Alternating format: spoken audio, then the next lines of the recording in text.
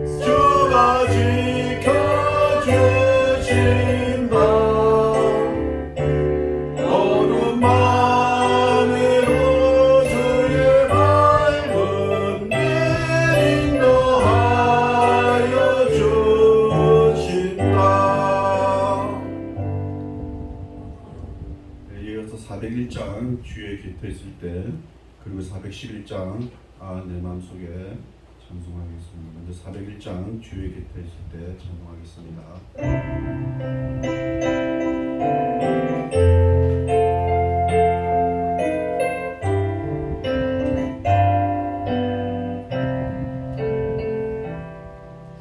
주의 곁에 있을 때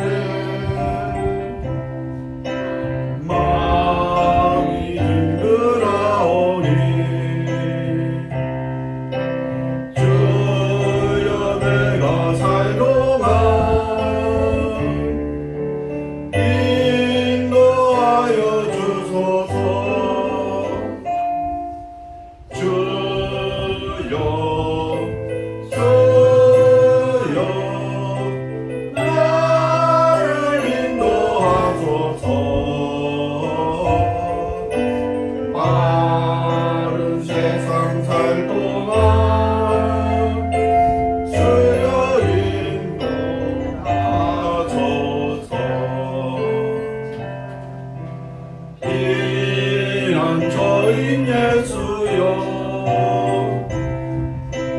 세상 물결로 말 때 그 지은혜 베푸사 나를 숨겨주소서. 주여 주여 나를 인도하소서. 다른 세상 살 동안 주여 인도하소서. 세상 품 빠진 후 영화로운 나라와 눈물 없는 곳으로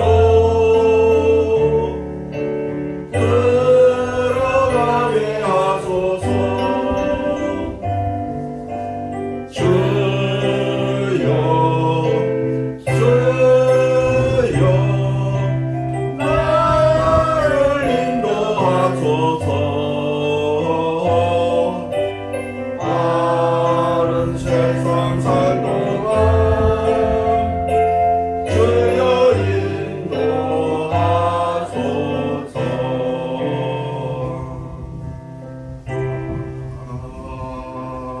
아멘. 예수 411장 내 마음속에 찬송하도록 하겠습니다.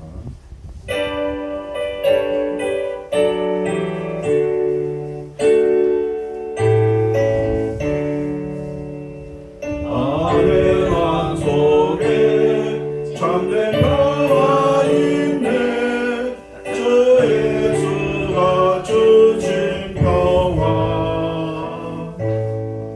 지연 낙처와도 흔들리지 않아. 어디하나 이 평화라. 주가 항상 계셔 내 맘속에.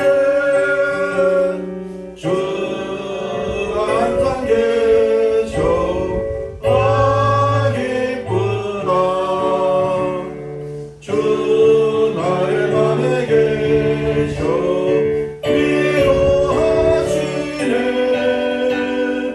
어찌 내가 주를 떠나 살까.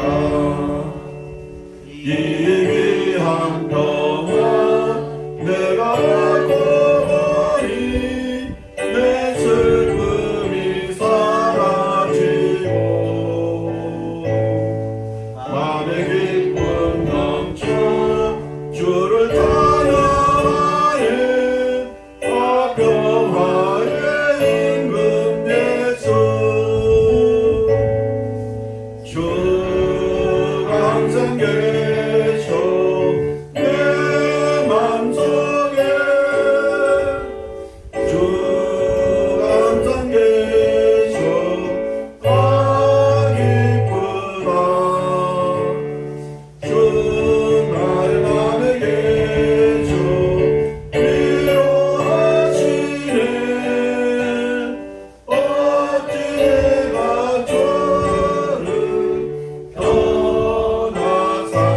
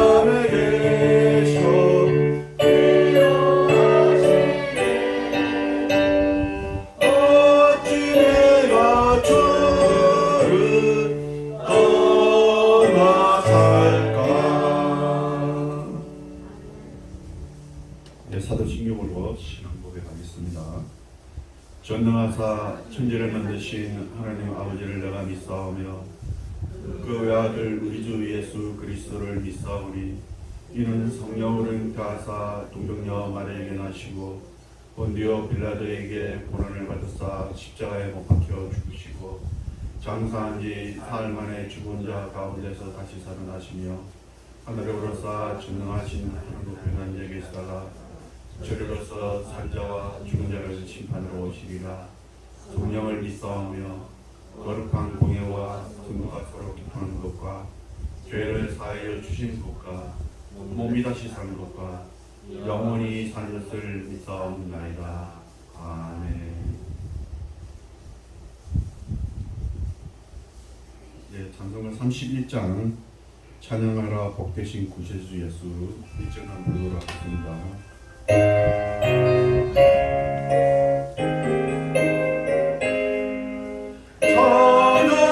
찬양하라 복되신 구세주 예수 백성들아 사랑을 떠나세 경배하라 하늘의 창문과 천사 주님 앞에 영광을 올리세 목자같이 우리를 지키시고 저기 품에 노래나 주시니 찬양하라 높으신 권세를 찬양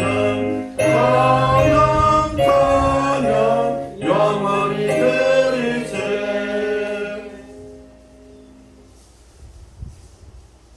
하나님 말씀 성시교도 29번 10편 65편 저와 여러분들 교독하도록 하겠습니다. 하나님이여 찬송이 시온에서 주를 기다리며 기도를 들으시는 주여 모든 육체가 주께 나아오리다.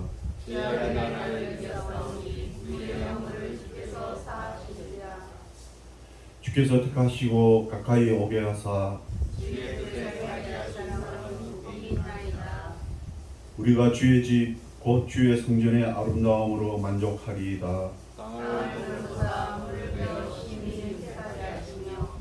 하나님의 강에 물이 가득하게 하시고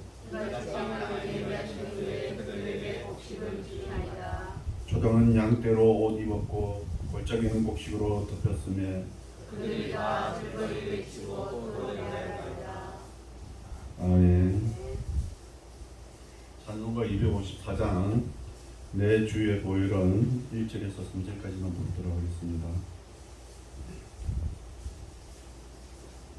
찬송가 254장 내 주의 보혈은 1절부터 3절까지 보겠습니다.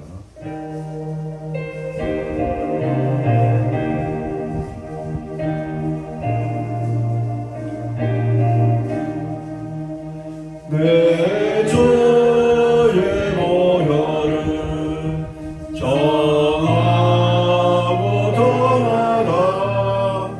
내 죄를 정케 하신 주 나로라 하신다. 내가 주께로 짐을 나오니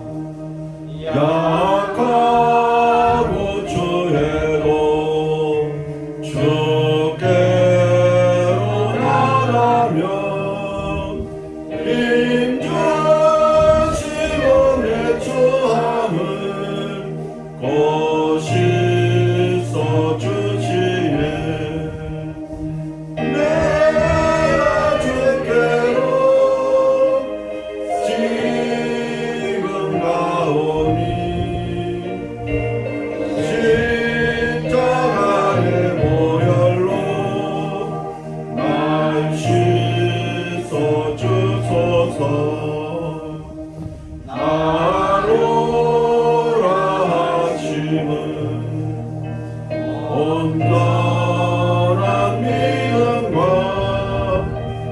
또 사랑과 평안을 다 주려 하리라. 내가 주께로 지금 가오니 십자가의 보혈로 날 씻어 주소서.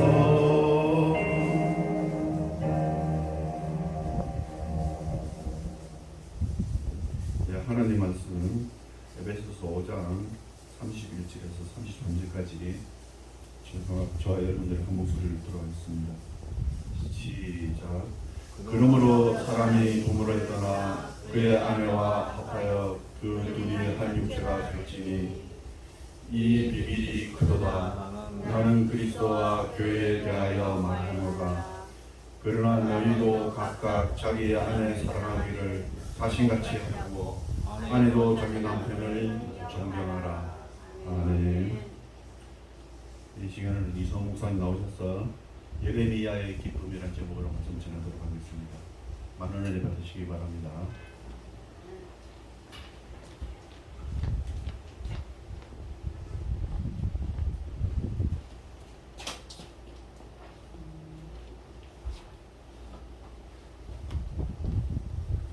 네, 안녕하세요. 반갑습니다. 오늘도 이제 새로운 시리즈 설교인데 예레미야의 기쁨의 신앙이라는 이름으로 예레미야도 보고 계획으로는 에스겔, 모세 이렇게 4주 또는 아니면 6주 정도 시리즈 설교를 생각하고 있습니다. 일단 기도하겠습니다. 하나님 감사합니다. 이렇게 곳곳에 전쟁이 있고 또 폭염이 있고 하는 중에 저희들도 이렇게 예배를 드리게 해주셔서 감사합니다.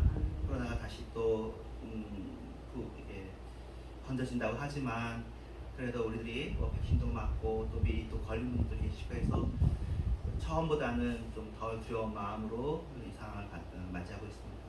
또 나날이 우리가 이 세상을 살면서 예수를 믿는 것이 얼마나 복된 일이고 감사한 일인가를 새삼 생각하게 되어집니다. 할 수 있기는 우리의 이 믿음이 우리의 자녀들에게 정말 우리들보다 더 좋게, 더 아름답고 더 순수하게 자리잡게 하여 주시옵소서. 우리의 기도를 주님께서 알고 계시오니 주님께서 들어주실 줄로 믿습니다. 감사하고 예수님의 이름으로 기도합니다. 아멘. 예, 오늘 이제 에베소서 본문에 대해서는 또 수요일 날 한 번 더 설명하도록 하겠고요. 여기 에베소서 본문 보면 참 사람이 부모를 떠나 그의 아내와 합친다. 그리스도와 교회도 이제 그리스도가 교회도 남편과 아내처럼 한 몸이 된다. 그런 이야기죠. 이 비밀이 크다했기 때문에 사실은 이게 굉장히 큰 주제로 얼마든지 설명할 수 있는 주제인데 사실은 지난 3주 동안 여러분이 짐작하실 정도는 설명했다고 합니다. 그리고는 아내 사랑하기를 자기같이 하라. 네. 이웃을 내 몸같이 사랑하라는 것과 같죠. 그래서 또 아내도 자기 남편을 존경하라 이렇게 되어 있습니다. 그러니까 굉장히 그 사회 윤리하고 큰 부딪힘이 없잖아요. 자, 그런데 조선의 신학자 안정복이라는 분이 계십니다. 이분이 이제 1712년, 1791년 요때 살았는데 이때 이제 기독교가 들어왔던 기독교에 대해서 관심이 있으셨던 거예요. 그래가지고는 나는 기독교를 이렇게 생각한다 라고 한 글인데 이제 어떤 네티즌이 정리를 해가지고 올려서 네티즌들은 그걸 다 읽으면서 이거 봐라 이렇게 기독교가 안 좋다라고 얘기를 하는데 여러분이 읽으실 때 어떻게 들리시는지 한번 보겠고요.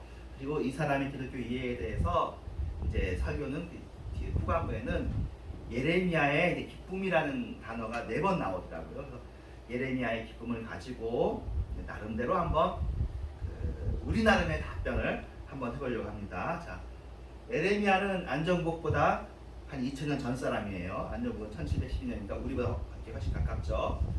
그런데 참고로 미리 오해 없이 들으신다면 그래도 굉장히 명확하게 이렇게 기독교를 이해하셨어요. 네, 역시 우리 선조들이 똑똑하신 분들이에요. 한번 봅시다. 1번. 기독교는 이렇게 본다는 거예요. 사람의 육체를 죄악의 근원으로 보아 원수로 간주한다. 그러나 자기 몸은 부모로부터 받은 것이므로 그것은 부모를 원수로 여기는 것이다. 모든 도덕의 근본인 효를 모독하는 것이다. 어떻게 생각이 드세요? 뭐 우리가 이해하는 죄 이해하고 조금 다르긴 하지만, 네, 기독교에서 육체를 죄로 보나요? 그렇진 않아요. 그렇진 않지만, 네, 여기서는 그렇게 이해가 됐다는 거예요. 그래서 부모를 공경하지 못하게 되는데, 여기서 보면은 이제 유교의 근본이 무엇인지 우리가 알 수 있습니다. 유교에서는 효를 아주 근본으로 여기는구나. 모든 도덕의 근본을 효를 여기는 거구나. 부모를, 우리가 예수님 믿는 사람이 부모를 원수로 여기진 않지만 그렇게 생각할 수도 있겠구나. 일단 1번은 제일 중요하다고 생각하는 것을 이렇게 제시를 했습니다.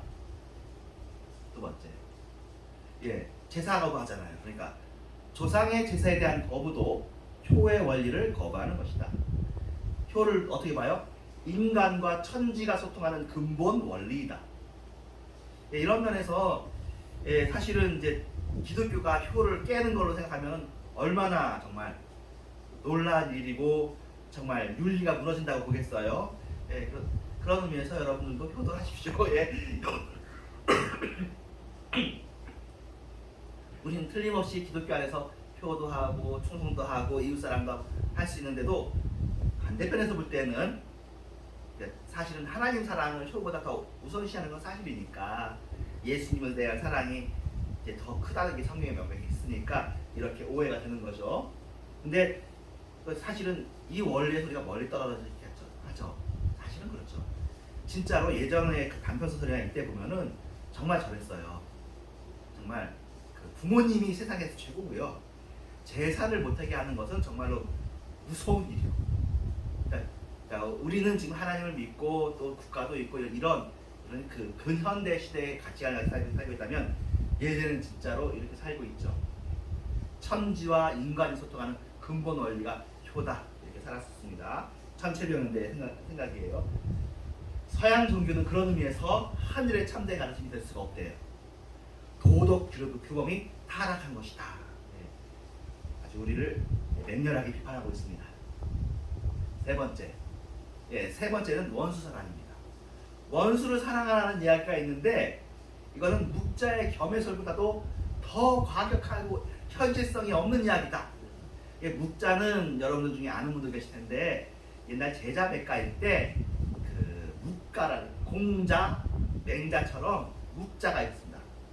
이 묵자는 겸매설, 누구나 다 사랑해야 된다, 모두 다 사랑하라, 그런 의미로 겸해설을 이야기했어요. 근데 이 묵자가 주된 이론이 되어지지 못하고, 여러분이 아는 것처럼 공자와 맹자의 이론 또는 한비자의 법가 이론들이 나라를 형성하죠. 그래서 묵자는 약간 소수파예요. 그래서 약간 그 정통이 아닌, 뭐 나쁜 이야기는 아니지만 정통이 아닌 어린 순진한 이런 걸 생각하는데, 원수 사랑은 자기가 생각할 때 겸해설보다 더하잖아요.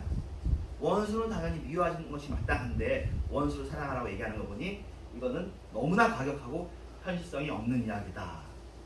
여러분들도 또 이렇게 생각할 수 있겠죠. 여러분 나중에 예레미야에 답도 하겠지만, 여러분들도 나름대로 예레미야 답이라는 게 오늘 예레미야 기쁨을 했기 때문에 하는 거고, 한번 생각해 볼 수 있죠. 진짜 원수 사랑이 우리가 성경에 있고 우리가 말로 해서 그렇지 참 어려운 일이잖아요. 그걸 왜 명령을 하시냐고. 근데 제 예레미야의 대답이 아니라 제 대답으로 이렇게 한다면 너무 좀 결론에 가까운 이야기도 하지만, 원수를 사랑하라는 이 이야기를 우리한테 주신 하나님이 사실은 원수를 사랑하신 하나님인 거죠. 우리가 하나님의 원수거든요. 하나님을 배반하고 하나님을 섬기지 않고 지금도 하나님에 대해서 불평하고 원망하고, 여러분들이 그렇다는 얘기가 아니라 이 세상에서는 하나님이 살아있으면 이러냐라는 하나님을 참는데 하는 말을 하잖아요.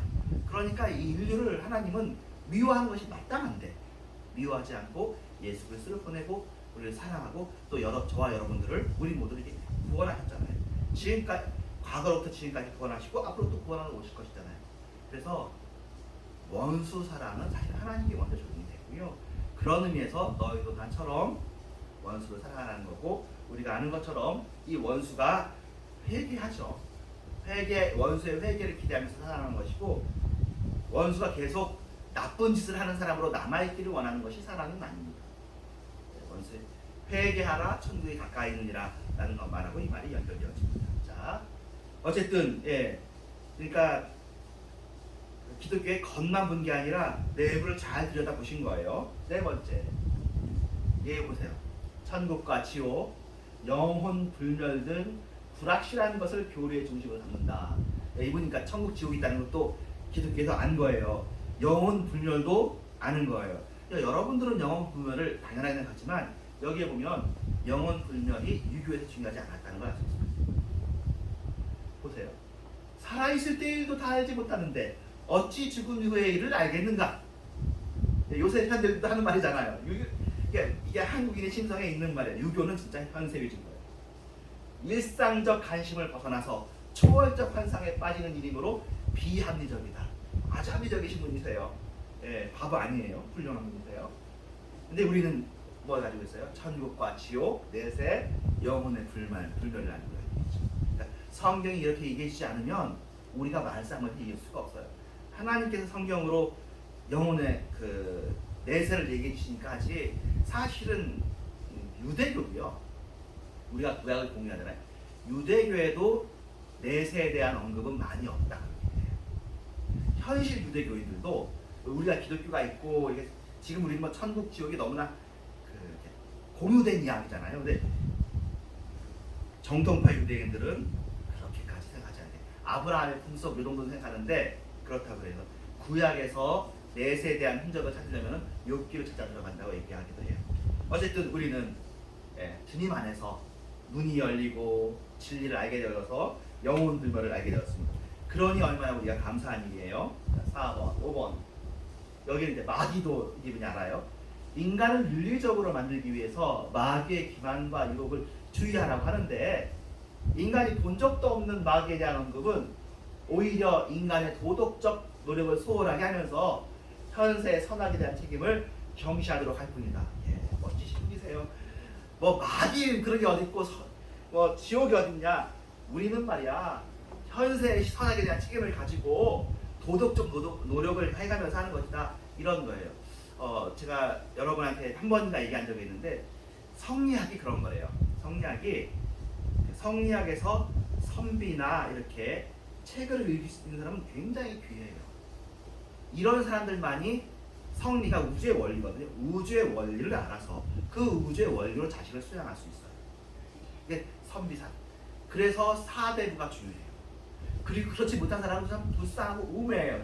이 우매한 대중은 교화해야 될 대상이에요. 이게 유교의 사고 방식이에요. 근데 나중에 보면 선비들이 부패해버리니까 이 사람들이 사실은 이제 그 공자나 맹자의 생각에는 더 많이 배우면 배울수록 사람이 더 윤리적이 되어지고 옳아져서 사람들을 교도하고 선화시키고 이렇게 해야 된다. 이런 안과 행동이 이렇게 연결되도록 되어 있어요. 그러니까 이러다 보니까 실학자는 이 사람들이 얼마나 책을 읽는, 더구나 여러분들 아시피 옛날 책은 또 언문으로도 한글로도 번역되지 않은 한문이잖아요. 그 한문 글을 읽어야 되잖아요. 한문 원서를 읽어야 도를 알 수 있단 말이에요. 얼마나 예전에 뭐 기독교에서도 사실은 라틴어로 성경을 읽었던 적도 있지만 예수님의 마음이나 하나님의 마음은 임마누엘의 마음이고 하늘에서 내려오셔서 사람들의 마음에 거하시는 건데 사람들이 만든 우리들이 생각할 때 도는 우리가 열심히 가만히 계신 도를 향해서 쫓아가는 이게 우리들이 기본적으로 상식적으로 가지고 있는 생각입니다. 한 번 더 얘기하지만 진리는 나의 빛이다 라고 할 때 그것은 이제 서울대학교 교패이기도 한데 표기도 한데 내가 그 진리를 쫓아간다는 얘기거든요.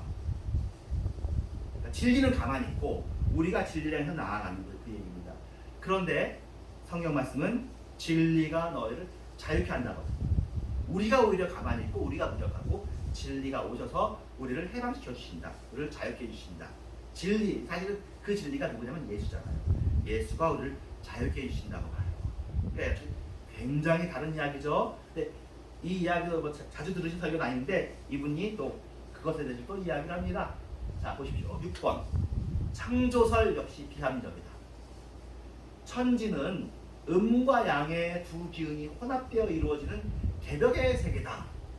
예, 우리는 이런 말이 이해가 안 되지만 이 당시에는 이렇게 생각한 거예요.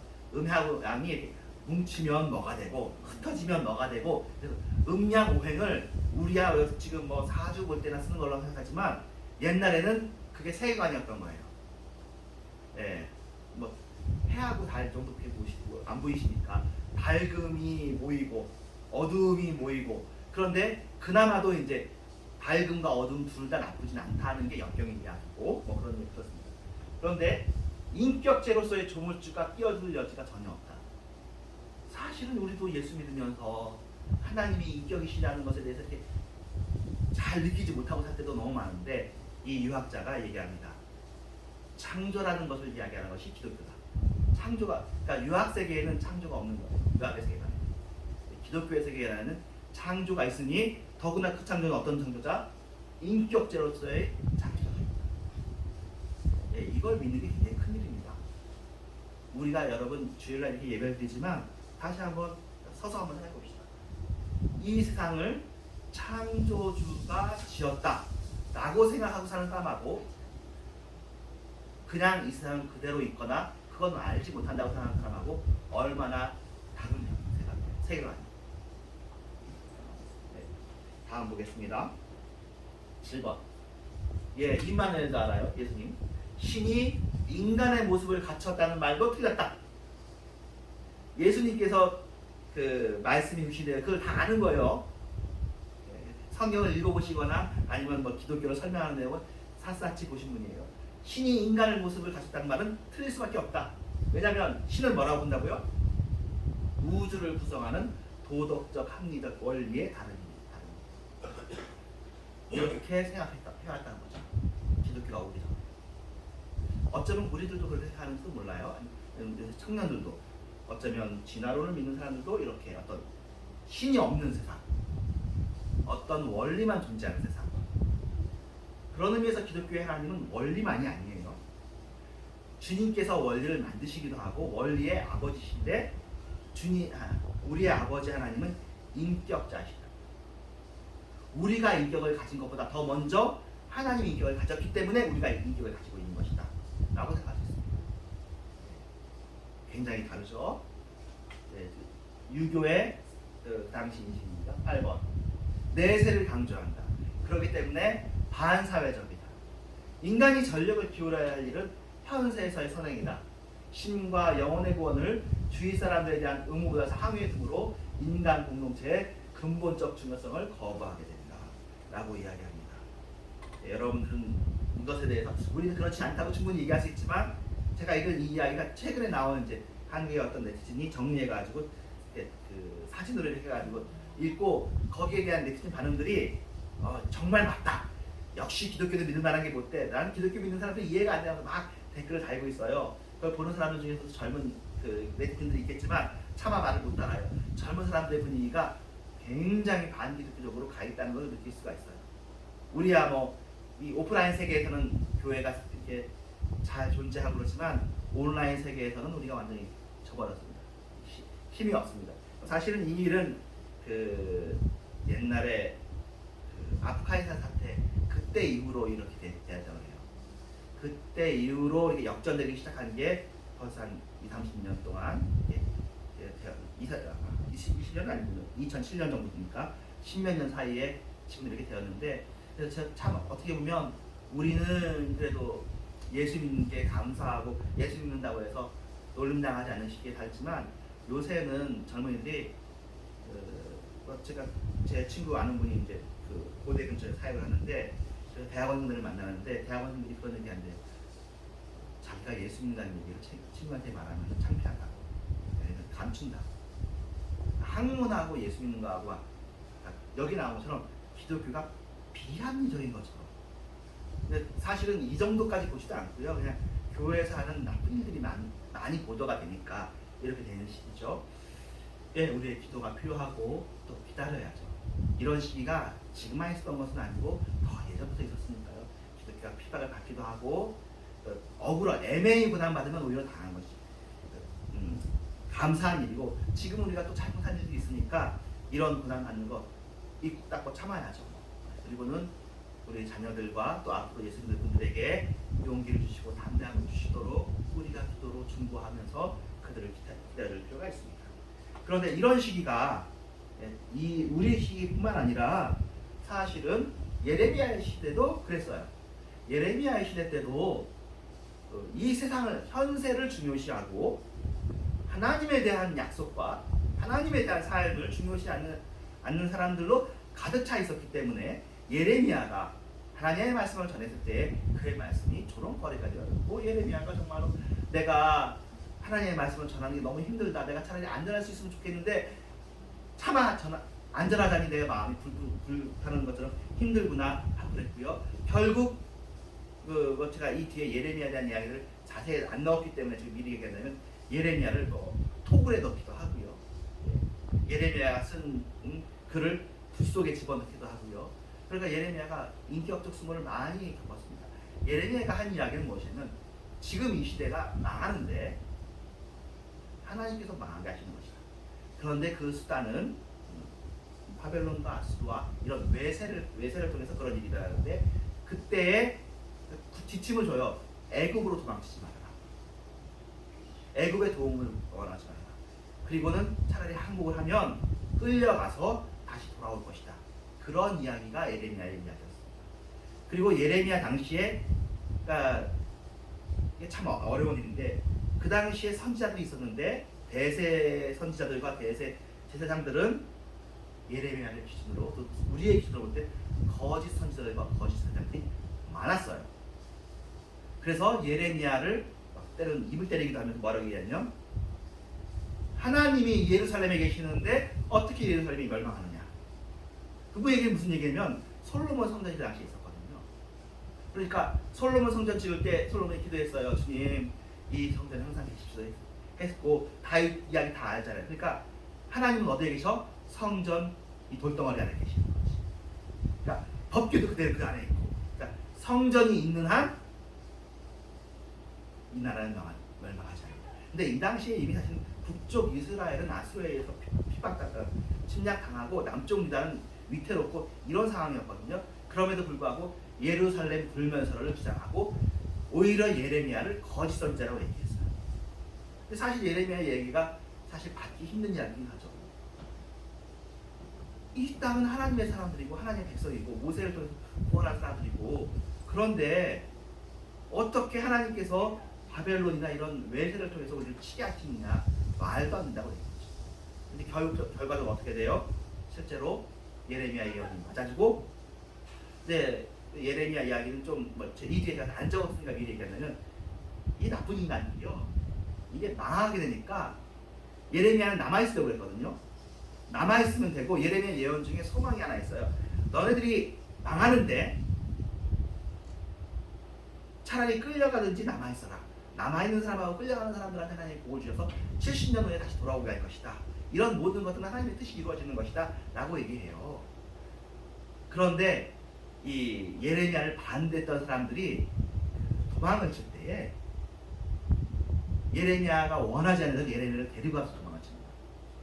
예레미야는 그렇게 하고 싶지 않은데, 그래가지고 예레미야가 그렇게 되거든요. 참 나쁜 사람. 결국 그 예레미야 예언대로 시드기야, 요아긴, 이 사람들이 전부 다 포로로 끌려가고요. 근데 포로로 끌려가서는 거기서 대우를 받고, 그 대우받는 이야기가 다니엘 이야기고, 또 대우받는 이야기가 에스더 이야기고 그렇습니다. 그리고 실제로 70년 후에 돌아오고요. 돌아온 다음에는 이 사람들이 사실은 말씀을 잘 지켜요. 근데 그 말씀을 잘 지키는 게 어떻게 지켜야 하냐면은 결국엔 바리새인처럼 지키니까, 예레미야는 사실 뭘 보았냐면, 이제 나중에 볼 텐데요. 너네들이 율법을 지금 너무나 안 지킨다. 율법을 지켜라. 근데 그렇게 지키는 것이 아니라 마음으로 지켜야 된다고 해요. 근데 결국 이 사람들이 마음으로 지키는 건 못하고 겉으로 지키는 것만 해요. 그것이 예레미야가 예수님던 600년 시대인데 500년 동안의 암흑 시기였던 또한 결국 예수님 당시에 바리새인들이, 그러니까 입으로만 주님을 섬기고 마음은 주님에서 멀리, 그 사람들이 가득 찬 세계를 만들었죠. 그 당시에도 역시 성전은 지었고, 그리고 또 그 예레미야 당시에는 안식년도 안 지키고 안식일도 안 지키고 그냥 제사 요거만 형식적으로 드리고 그랬던 것 같아요. 근데 이런 것들도 더 율법을 막 600 몇 개, 624개인가 할 정도로 다 지키지만 예수님 보기에는 본질적인 회개가 이루어져야 되는 거죠. 자, 이 내용에 대해서 이제 일부분을 예레미야의 기쁨을 통해서 보겠습니다. 그러니까 예레미야의 별명이 눈물의 선지자예요. 사실은 예레미야도 나라를 사랑하니까 이 나라가 멸망하는 게 슬프단 말이에요. 왜 내가 그 말을 해가지고 욕먹게 만들어요? 그렇죠? 이 나라가 망한다는 게 슬프고 사실은 이 나라가 망한다는 건 하나님한테도 슬픈 일이죠. 여러분 예수님을 믿는 나라가 지금은 그 당시 예수님 믿는 나라가 아니고 그냥 율법을 가지고 있는 나라죠. 지금은 우리가 예수님 믿는 나라인데 그 당시에 하나님의 언약 백성인데 다른 나라는 다 다른 신을 믿잖아요. 근데 유대인은 하나님을 믿어요. 여호와 하나님을 믿어. 근데 명목상으로만 그렇지 실제로는 다른 신을 막 다 섬기는 거죠. 산당도 섬기고. 그렇지만 일단은 여호와를 믿는 신앙을 가진 사람들인데 이 민족이 전쟁을 하다가 지면은 누구에게 누가 돌아가겠어요? 여호와에게 누가 돌아가? 바벨론이 섬기는 신은 따로 있단 말이에요. 실제로 바벨론이 그 유다를 침공하고 난 다음에 그거 하잖아요. 자기들의 신상을 막 세우잖아요. 우리의 신상이 다른 모든 신상들을 이기고 최고의 신이다. 그게 나오죠. 그런 얘기가 나와요. 그런데 이제 다니엘서에 보면 하나님께서 그 안에서도 역사하시죠. 오히려 그 신상에 절하지 않는 다니엘과 세 친구를 살리시고 또 그 신상들을 하나님의 뜻들이 무너뜨릴 거라는 환상도 보여주시고 그렇게 하시죠. 하지만 우리는 자연스럽고 단순하게 하나님의 백성이 이기고 득세하고 번성하기를 원하는데 이게 그렇게 잘 안 되는 것이죠. 그런데 하나님은 아주 길게 보십니다. 예수님까지 보시고 지금 여러분까지 보시면서 마음의 회개를 원하시는 것입니다. 자, 지금까지 우리가 보았던 것이 조선시대 사람들이 보았던 기독교는 이런 것이구나 하는 것인데 이제 이른바 눈물의 선지자라고 알려진 예레미야는 무엇을 바라보고 기뻐했을까? 9번 그렇죠? 8번까지 있는 줄 알았더니 9번, 10번에 다 있었네요. 10번, 11번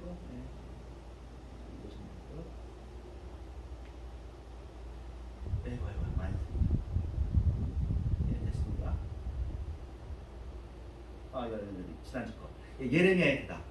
기원전 626년경에 하늘의 소망을 먹고 40년 동안 활약했습니다. 예언자 중에 예레미야만큼 인간적인 고뇌를 호소한 사람은 없었습니다. 하나님의 말씀을 전한다는 것은 조롱과 욕설을 스스로 불러들이는 일이었어요. 그 예레미야 당시에 요시야가 신명기 정신에 따라서 종교적인 개혁을 좀 했었어요. 그런데 이것이 겉으로의 제도적인 개혁일 뿐이지 실제 마음의 변화를 가져오지 못한다는 것을 알게 되었어요.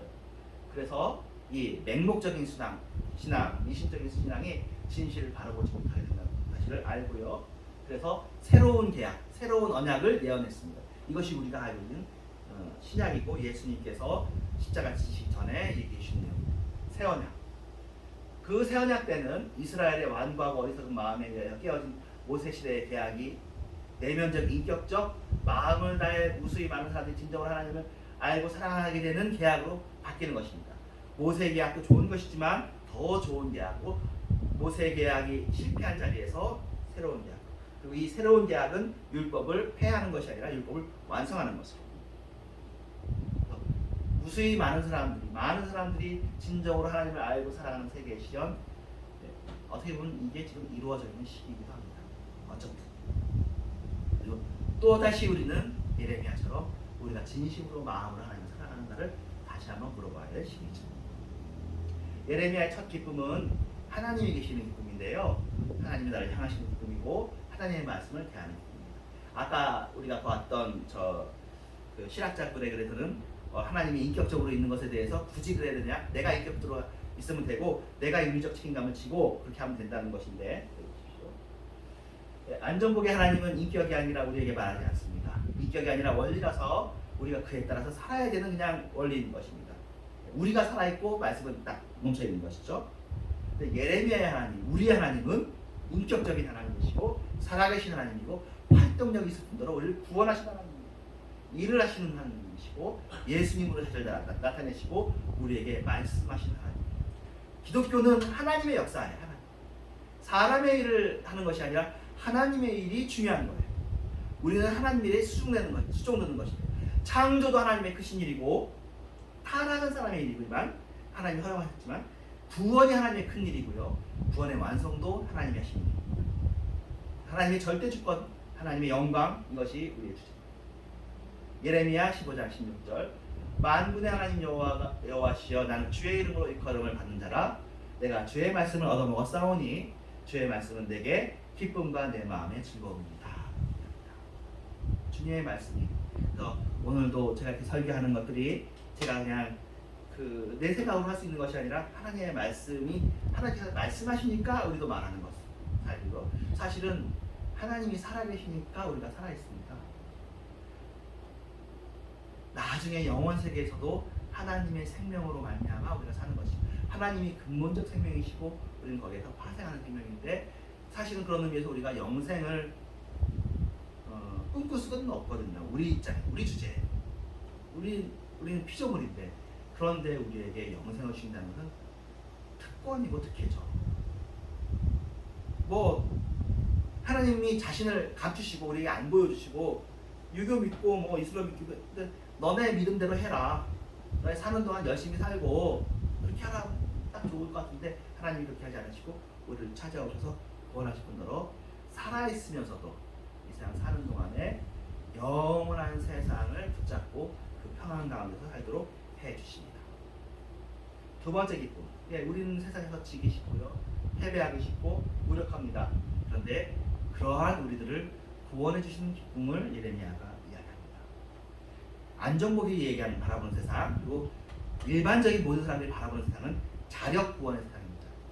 그리고 이 세상 그렇죠. 노력해가지고 자기 힘으로 자기 책임을 지고 나쁜 얘기가 아니에요. 이것만큼도 못하는 사람들이 더 나쁜 사람들이죠.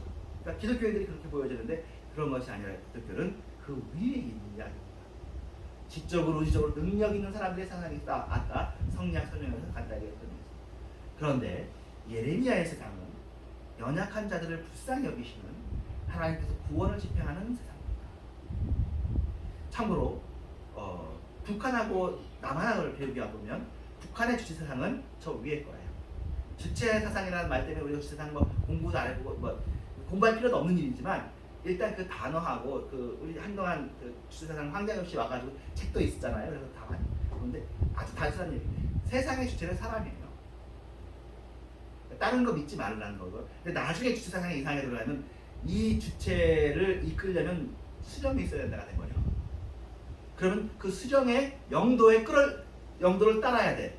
그러면 결국 각자의 주체를 수령한테 위임하는 거잖아요. 그래서 북한이 그럼 주체의 나라, 모든 사람들이 자기 힘으로 재벌로 사는 그런 나라가 되는데 수령한테 그냥 꼬박 수령 유일수상이 되어버리니까 얼마나 어리석은 일이에요.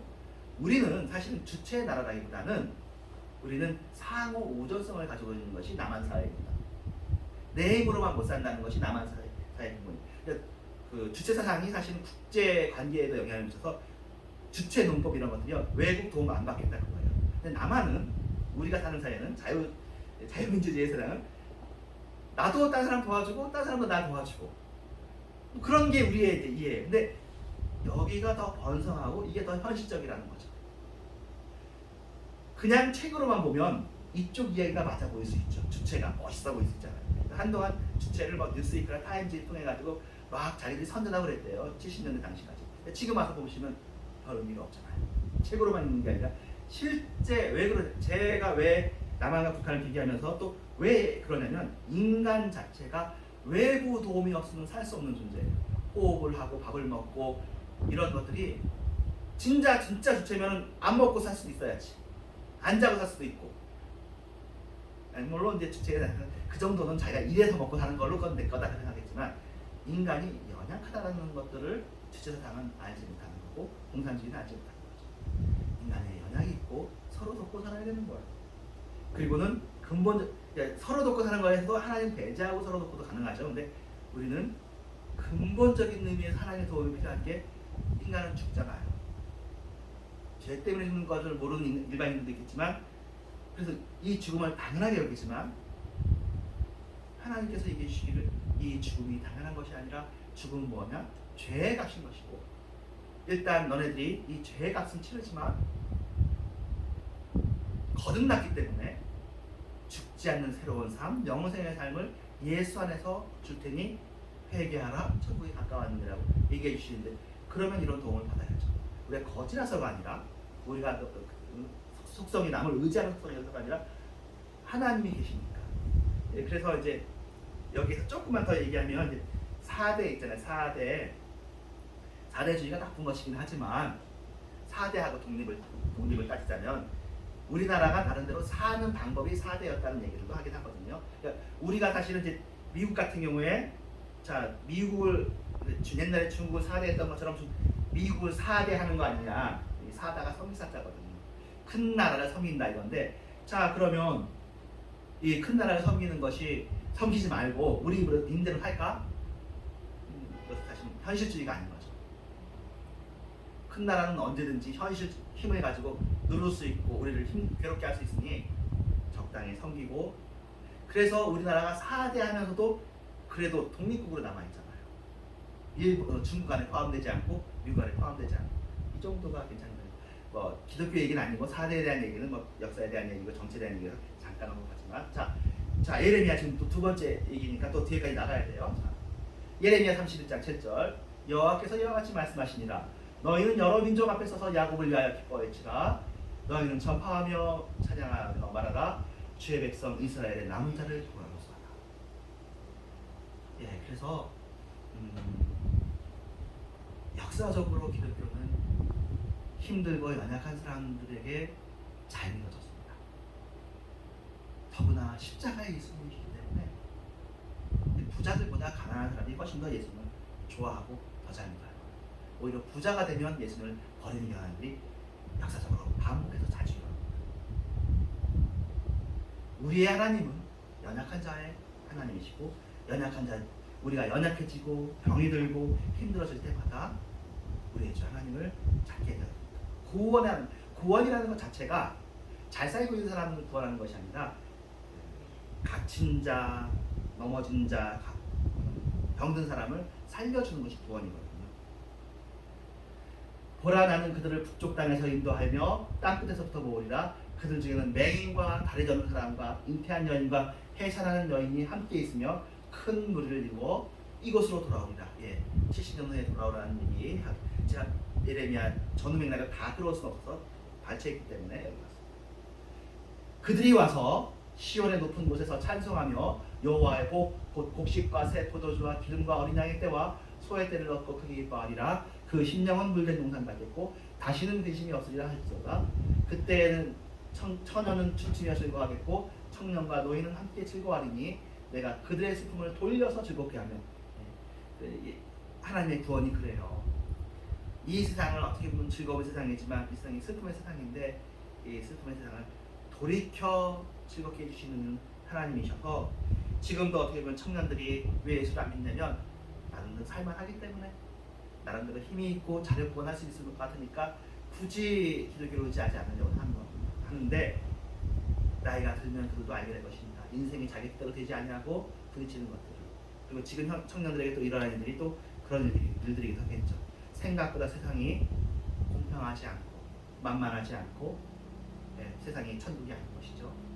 그래서 우리의 몸, 잠시 있는 몸의 만족을 위해서도 충족지 않을 뿐더러 근본적인 것을 원하는 영혼에게는 이 세상이 충분치 않은 것이죠.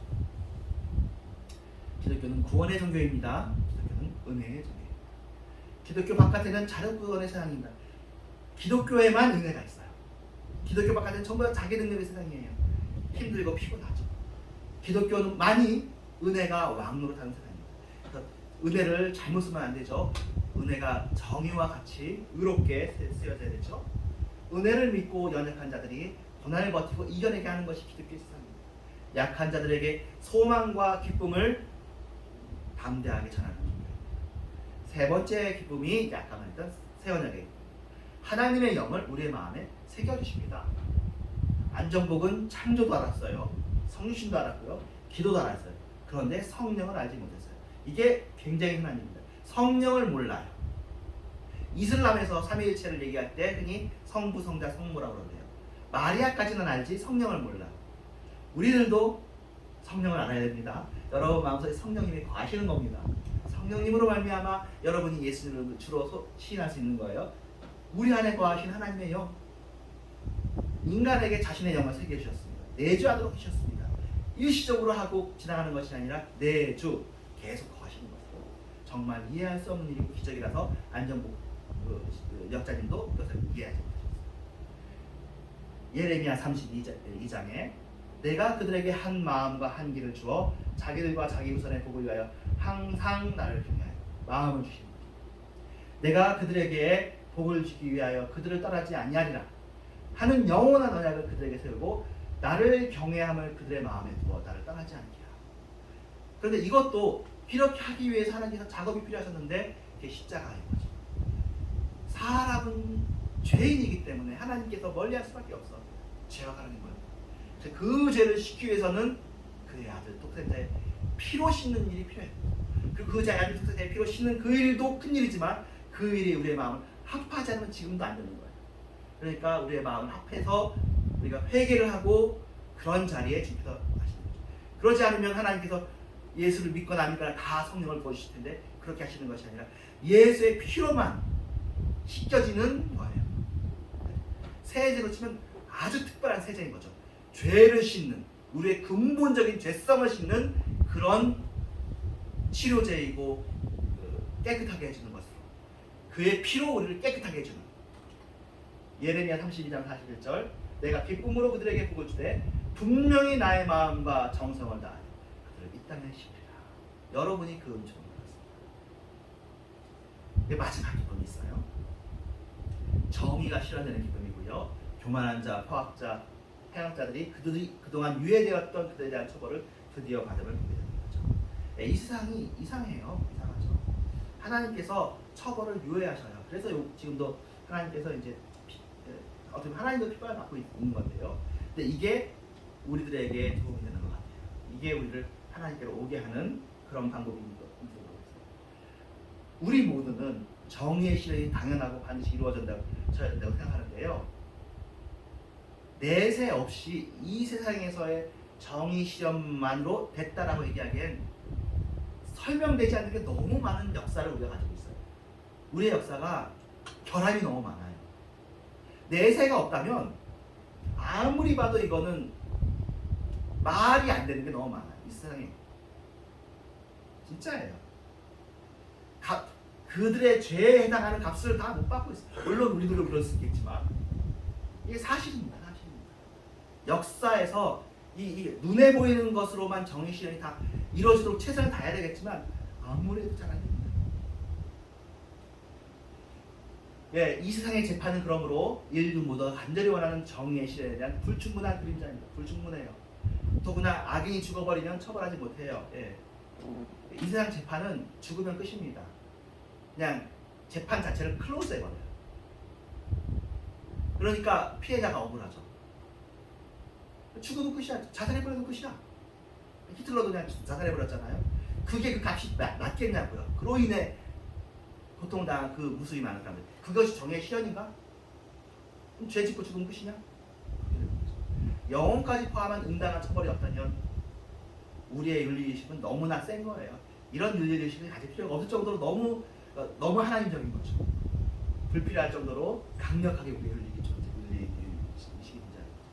안정복은 지옥과 내세가 인류의 약화를 가져온다고 봤지만 기독교는 온전한 정의의 실현은 혹시라도 미뤄질지언정 반드시 결단코 집행되어진다는 보장을 갖고 있는 종교입니다. 하나님이 재판장이셔요. 그리스도의 심판을 그리스도가 하십니다. 기독교는 우리의 정의관에 그걸 충족시키는 거의 유일한 종교입니다. 우리가 여기서 이제 모압에 대한 억울함이 있어요. 나중에 보면 모압이 에돔의 수도인데요. 이스라엘 멸망할 때 잘했다고 막 박수를 치면서 즐거워해요. 형제 국가인데. 그래서 예레미야를 보기에 이게 그리고 또 그냥 잘했다만 아니라 탈취하고 그러거든요. 그래서 바벨론도 그렇지만 이 에돔과 모압이 망하는 것이 필요하다. 이것을 이루어진다고 보는데 실제로 역사적으로 이루어집니다. 이 유대는 나중에 돌아와서 사는데 에돔이라는 나라는 없어져요.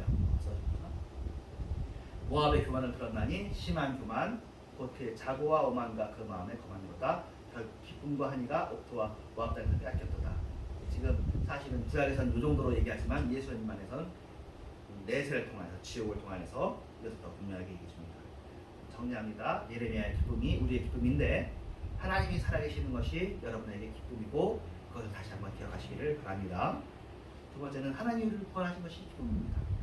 그 구원의 기쁨을 다시 한번 기억하십시오. 세 번째로는 하나님의 마음 성령을 우리에게 주시는 것이 우리에게 기쁨입니다. 마지막으로는 주님께서 정의를 이루어 주실 것을 아직 이루어지지 않았다고 할지라도 반드시 이루어 주실 것을 여러분이 바라보십시오. 그리고 바르게 하십시오. 네, 기도하겠습니다.